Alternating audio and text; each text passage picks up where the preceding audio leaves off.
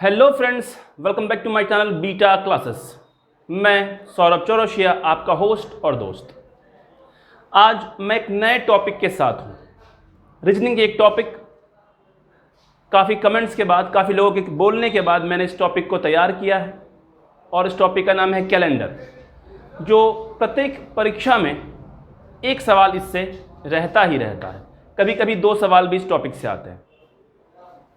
तो कैलेंडर को जानने के लिए कुछ चीज़ों को जानना बहुत ज़रूरी है। ये जो टॉपिक है मैंने इसे बिल्कुल बेसिक से बताया है, ऐसा आपको शायद कहीं भी किसी भी वीडियो में नहीं मिलेगा। बिल्कुल आधारित जानकारी के बाद आप सवालों को आसानी से कर सकते हैं और हर चीज़ आप आसानी से समझ सकते हैं। तो चलिए शुरू करते हैं आज टॉपिक कैलेंडर, जो कि रीजनिंग की एक यानी तर्क शक्ति की एक बहुत बड़ी टॉपिक है। सबसे पहले कैलेंडर जानने के लिए सबसे पहले ज्ञान होना जरूरी है वर्ष का। वर्ष सामान्यतः दो तरह के होते हैं, दो ही तरह के वर्ष होते हैं। एक को सामान्य वर्ष कहते हैं, एक को लीप वर्ष कहते हैं। आप सभी जानते हैं कि सामान्य वर्ष 365 दिनों का होता है, जबकि लीप वर्ष 366 दिनों का होता है। तो लेकिन इसमें एक बात समझने की है, साल में यानी एक वर्ष में लगभग 52 सप्ताह होते हैं, यानी 52 सप्ताह के अलावा कुछ दिन विषम बच जाते हैं। अगर सामान्य वर्ष में 365 दिन, 52 सप्ताह प्लस एक दिन, यानी 52 सप्ताह पूरे होने के बाद एक दिन शेष बचता है, जिसे हम विषम दिन कहते हैं, यानी ऑड डे। चूंकि 365 दिन है, सप्ताह में 7 दिन, हम 7 से भाग लगाएंगे तो 52 आएगा और एक दिन बचेगा, तो उसे ही हम विषम दिन कहते हैं। तो कभी कभी सवाल परीक्षा में पूछता है, एक साल में कितने विषम दिन होते हैं? तो साल का अगर ईयर मेंशन किया रहेगा, यानी कि वर्ष 2000 हमारा लीप वर्ष है, तो उसमें विषम दिनों की संख्या 2 होगी। अगर 1999 की बात करें तो वो हमारा सामान्य वर्ष है, उसमें विषम दिनों की संख्या 1 होगी। लीप वर्ष में 366 दिन, 52 सप्ताह प्लस 2 दिन, यानी ये 2 दिन है, ये विषम दिनों की संख्या है। जैसे ही हम इसमें 7 से भाग लगाते तो 52 बार में कटता और 2 शेष बच जाता है, वही 2 है जो विषम दिन है। तो आप लोग जानते होंगे लीप वर्ष में एक दिन एक्स्ट्रा आने का रीजन है फरवरी। फरवरी का महीना, जो कि प्रत्येक चौथे वर्ष यह 29 दिनों का हो जाता है। सामान्य अवस्था में यह 28 दिनों का होता है, पर लीप वर्ष में यह 29 दिनों के होने के कारण जो लीप वर्ष है 366 दिन के होते हैं। अब यहां पर है कि सामान्य वर्ष में एक सवाल परीक्षा में आता है कि अगर वर्ष 1998 का पहला दिन रविवार है तो आखिरी दिन कौन सा होगा? बिल्कुल आसान है, बस वीडियो में बने रहिए। सवाल है यहां, सामान्य वर्ष में यानी कि जो नॉर्मल ईयर यानी 365 वाले दिन में वर्ष का पहला दिन बराबर वर्ष का अंतिम दिन, यानी सामान्य वर्ष में अगर आपसे सवाल पूछें 1998 सामान्य वर्ष है, लीप वर्ष नहीं है, मैं इसका भी तरीका बताऊंगा कि आप कैसे लीप वर्ष को पकड़ सकते हैं। लोग नॉर्मली जानते हैं कि 4 से भाग लगाइए और लीप वर्ष पकड़ा जाएगा, लेकिन ये गलत है। सिर्फ 4 से भाग नहीं लगाना होता है, कुछ ऐसे वर्ष होते हैं जिसमें 4 के अलावा किसी और संख्या से भाग लगाना होता है। तो बस वीडियो में अंत तक बने रहिए और देखिए, सामान्य वर्ष में वर्ष का पहला दिन बराबर वर्ष का अंतिम दिन, यानी अगर कहा जाए कि वर्ष 1998 का पहला दिन रविवार है तो आखिरी दिन कौन सा होगा? यानी अगर 1 जनवरी रविवार है तो 31 दिसंबर कौन सा दिन होगा? तो रविवार ही होगा, क्योंकि सामान्य वर्ष में जो वर्ष का पहला दिन होता है वही आखिरी दिन होता है। इसे आप याद कर लीजिए। दूसरा, लीप वर्ष में वर्ष का पहला दिन बराबर वर्ष का अंतिम दिन में एक बढ़ाकर होता है। कहने का मतलब है, अगर हम वर्ष 2000 की बात करते हैं, वर्ष 2000 हमारा लीप वर्ष है, इसमें जो वर्ष का पहला दिन होगा, अगर मान लीजिए वर्ष 2000 का जो पहला दिन है वो सोमवार है, यानी 1 जनवरी सोमवार है, तो वर्ष 2000 का 31 दिसंबर यानी साल का अंतिम दिन कौन सा दिन होगा?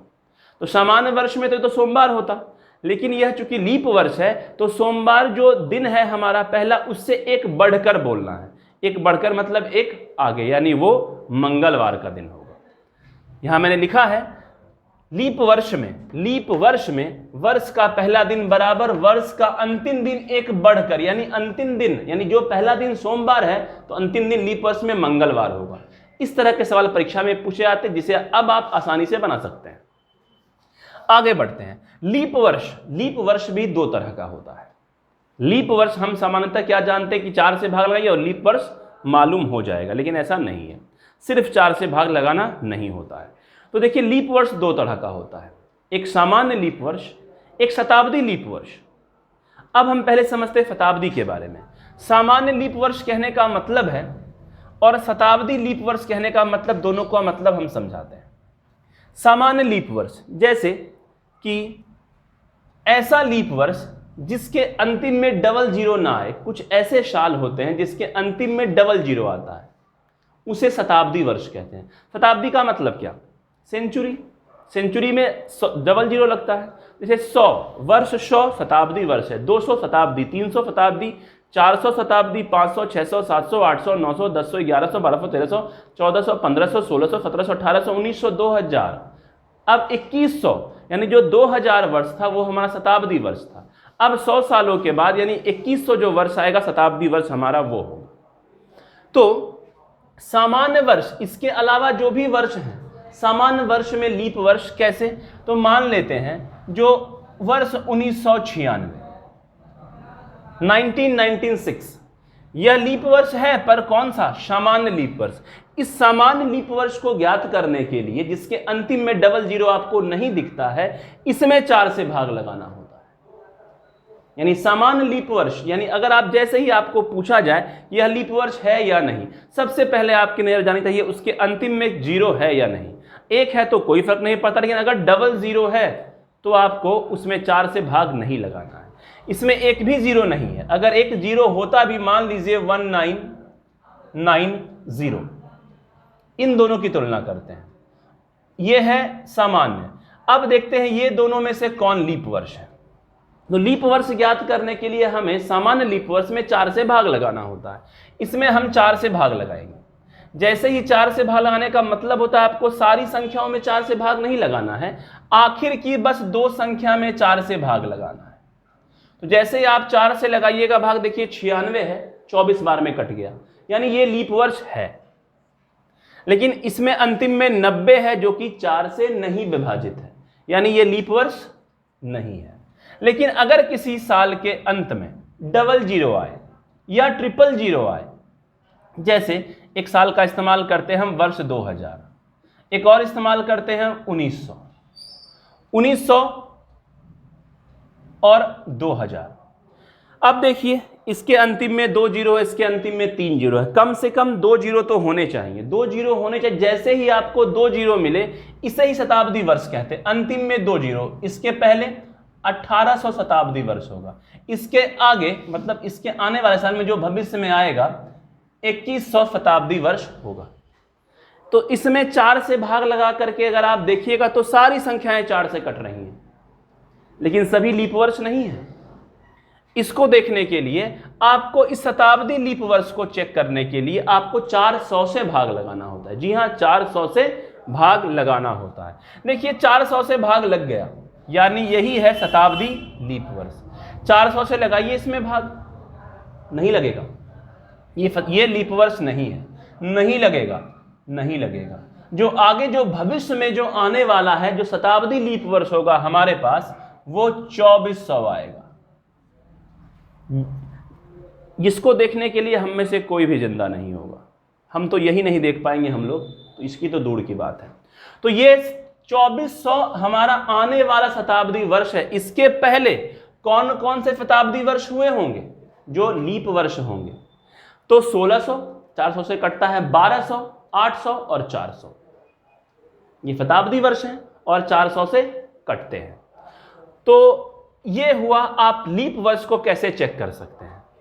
सामान्य लीप वर्ष में 4 से भाग लगा करके और शताब्दी वाले लीप वर्ष में 400 से भाग लगा करके। अब देखते हैं आगे। एक सवाल परीक्षा में काफी बार पूछा गया है कि 100 वर्ष में कितने लीप वर्ष? तो लिखा गया है न्यूनतम 24, अधिकतम 25। कैसे? तो 100 वर्ष की बात की गई है, ना कि 1 से 100 वर्ष तक की। 1 से 100 का मतलब है एक शताब्दी से 100 शताब्दी तक की बात नहीं की गई है। मतलब नॉर्मली 100 साल जब गुजरते हैं तो कितने लीप वर्ष होते हैं।